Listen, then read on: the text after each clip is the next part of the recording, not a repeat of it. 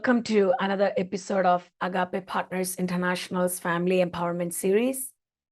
This is Dr. Selin Philip.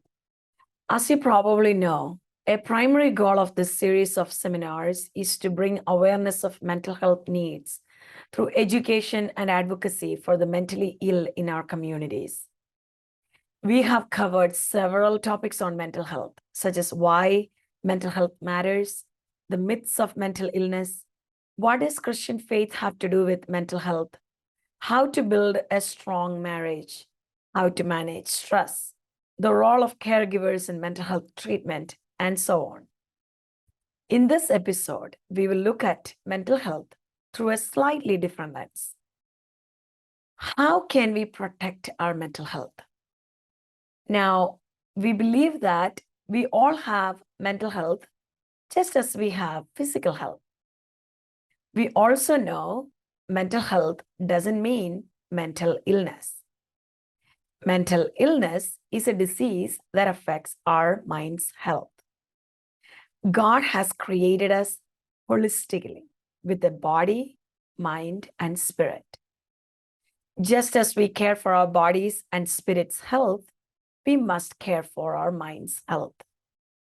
We need to be aware of mental illness and get treatment as needed, just as we do for our physical health.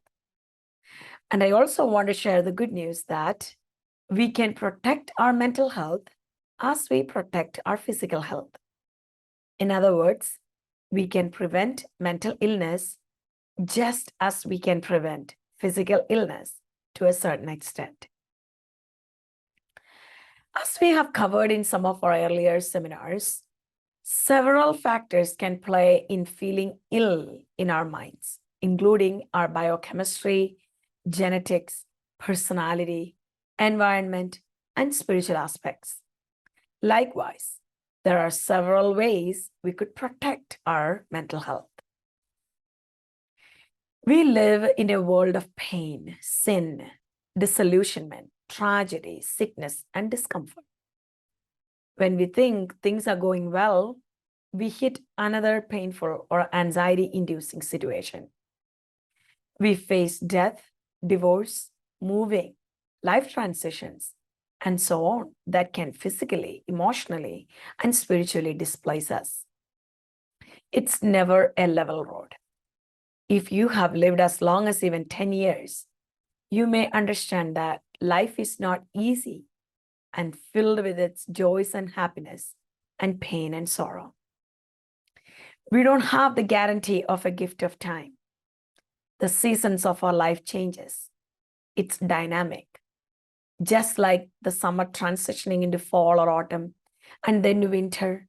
And as we wait for the new life to spring forth, or a rainy season in the dry season, or vice versa, we are on a journey of walking from one season to another, one waiting period to another waiting period. One of the primary ways we can protect our mental health is by being present. According to the National Institute of Mental Health, 40 million Americans struggle with anxiety disorders, which equates to roughly 18% of the population. In India, 44.9 million people struggle with anxiety disorders. Although anxiety disorders are the most common mental disorders present in the general population, only 1/3 of those suffering will receive treatment. Being present and mindful of what is right in front of us is critical.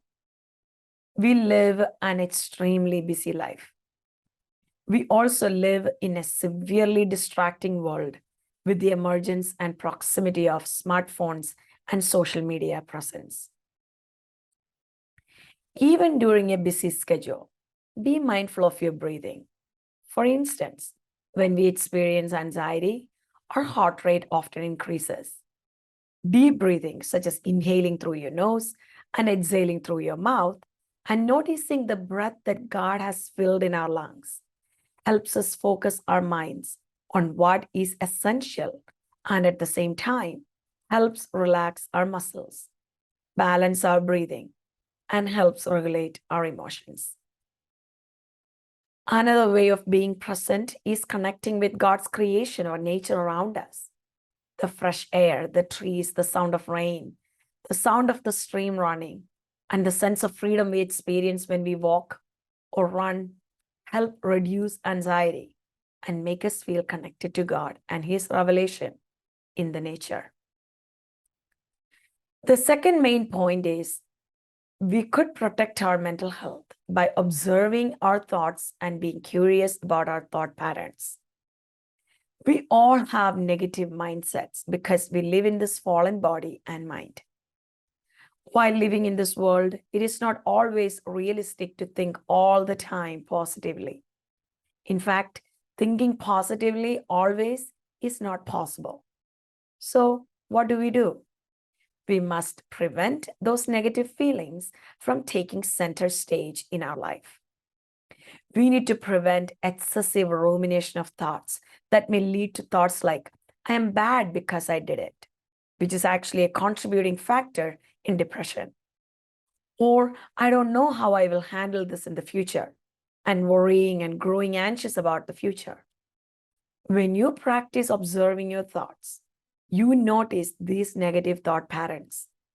When you catch yourself thinking that way, I will recommend doing the things that are going to be shared here.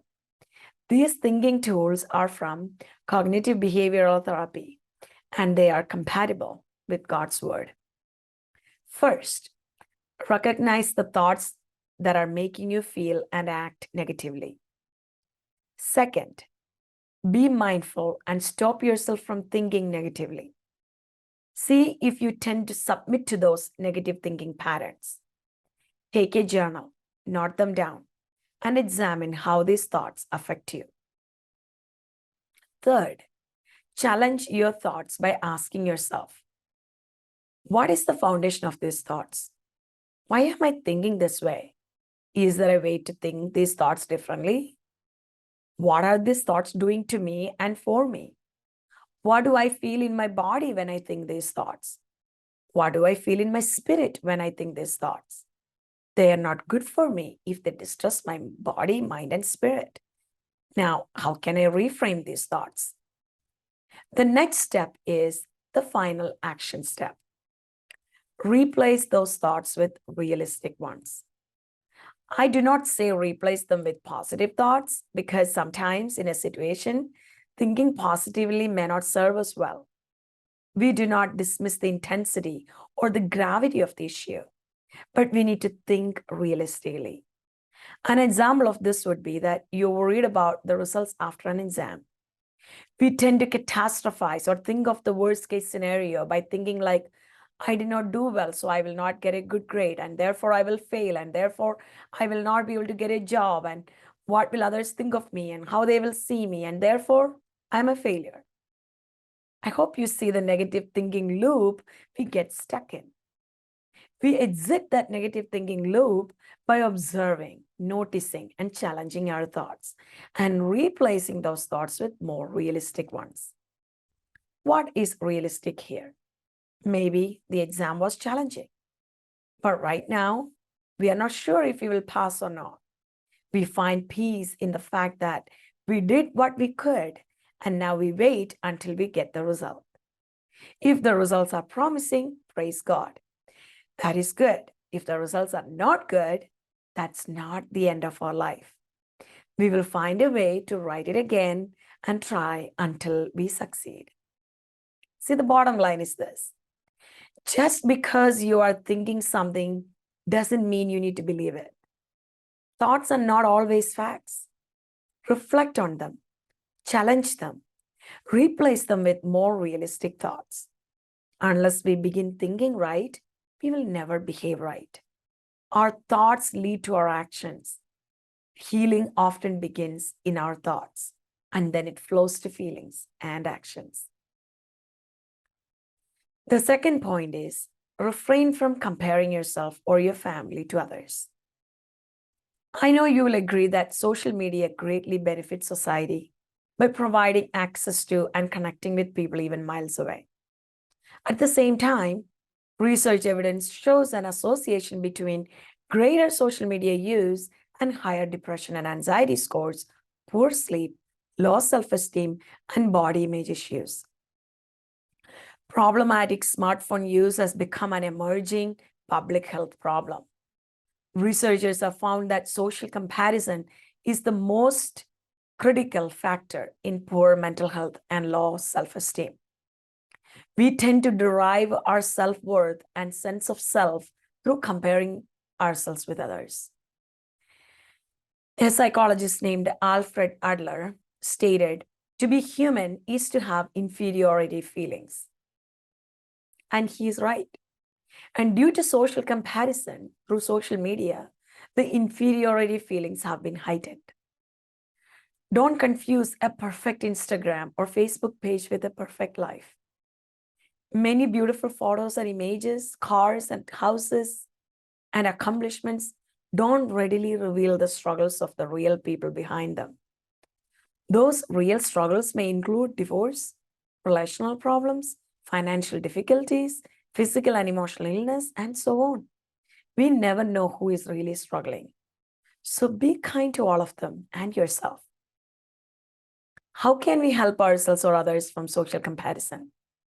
The first step, limit social media use. Try limiting your use to just one day of the week or the weekend, and assign time for yourself to how long you will be on social media when you use it. The second, be aware of what kind of posts or profiles make you feel down on yourself and trigger the comparison trap. Remember, some posts are made for attention and are not real. And even if they are real, refrain from comparing your life with theirs, because we all have unique lives and experiences. The third point, practice thankfulness. We can fall into a comparison trap when we focus on what we don't have. Instead, let us be thankful for what we have, and we feel better about ourselves. Not because someone else doesn't have what we have, but because we have what we need. Even if we don't have what we need, abstain from the comparison trap, because our lives go through ups and downs. You may go through a different season than they are in, and hope in the Lord that He will provide all our needs in their due time. Another critical factor in our mental health is protecting ourselves and our families from trauma as much as possible. Childhood sexual abuse can adversely affect physical, mental, and emotional health. Some adult survivors experience few mental health problems, while others experience severe ones. Abuse of any kind is traumatic. Trauma is a situation or condition that is intense, shocking, and distressing. Childhood sexual abuse, domestic violence, physical abuse, etc., can affect our ability to trust others, our self-esteem, and our ability to cope with stress. And they lead to anger and dissociation, which means our minds can separate themselves from painful events to protect ourselves and bring a feeling of disconnection from the body from feeling the pain. And it can also lead to abuse and self-harm and suicide. I would urge families to protect their children and yourselves from predators. If you have experienced sexual, physical, or emotional trauma and have not sought help to process your feelings and heal from the pain, please connect with someone that you can trust, like a counselor or psychologist who can walk with you on your journey of healing in a professional way. Please know this: if you were hurt in the past, it doesn't mean you're damaged or broken and cannot be healed. You are wounded, and if you tend it carefully and seek care, you will heal emotionally, physically, and spiritually. The next point is cultivate a growth mindset. What does that mean? Because we are alive, we grow. With a growth mindset, we believe that our abilities develop and change over time, and they can be improved through efforts as we trust in God for growth. Research has shown that individuals with a growth mindset may suffer fewer symptoms of mental health diseases. When we are faced with challenges, a growth mindset will help us to cope with the challenges persistently. Parents with a growth mindset for their children can protect their children's mental health by not exerting unnecessary pressure on performance and accomplishments. They can walk with them on their journey of learning and development patiently and empoweringly at their own unique pace. The next point: stay close to your loved ones and be a safe and respectful place for them. In my years as a clinical mental health counselor, I have witnessed that most mental health problems stem from broken attachments with our loved ones. The loved ones mean family, friends, church family, and so on. And I have also witnessed that the majority of healing takes place in a community, in a safe community, and with secure attachments and relationships.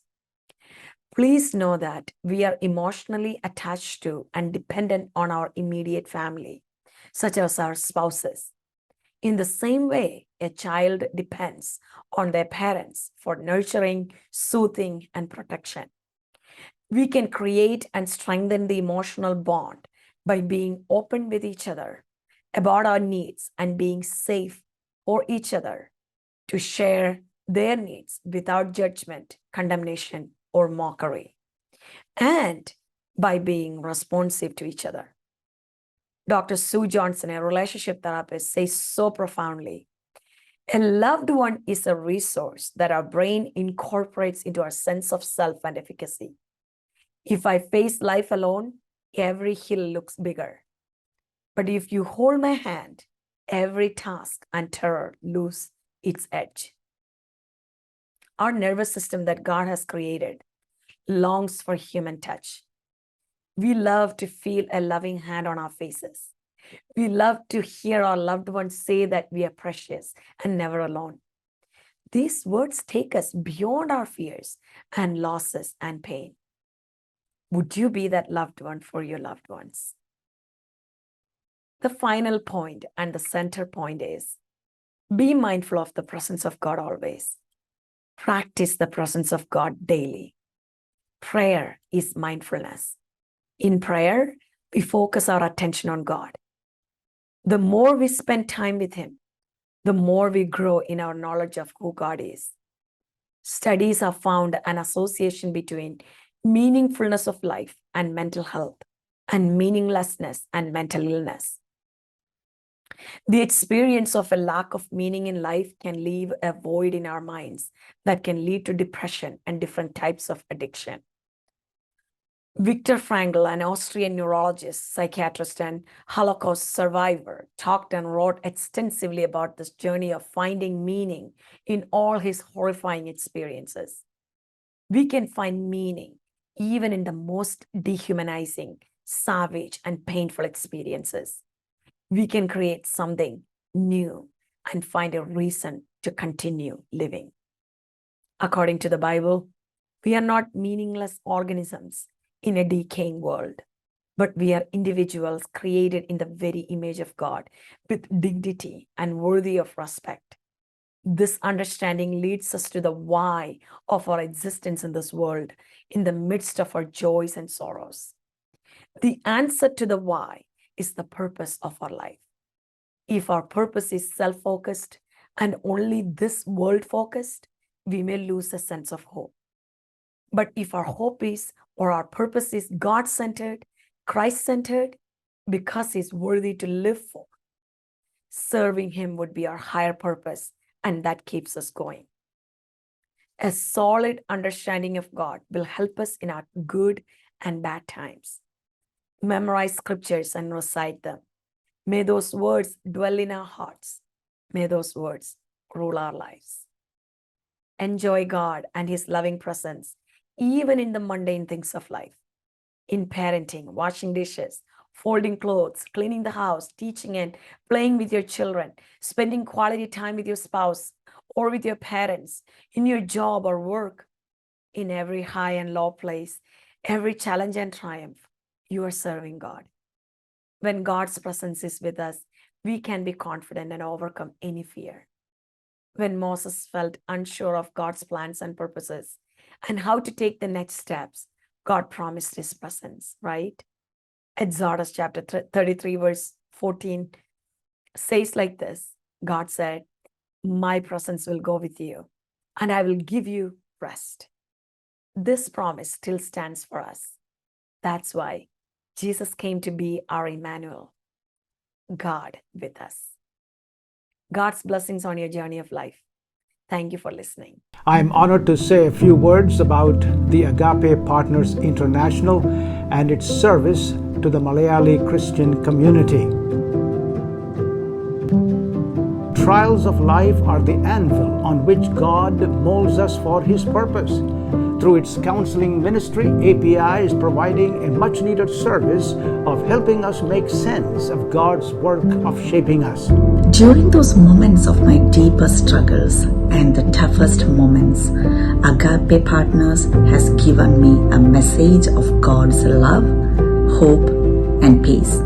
My husband Sunil and I had the opportunity through this ministry to complete the Prepare and Enrich training. You'll see, if you haven't already seen, that these classes and sessions are taught by such highly qualified professionals in their field.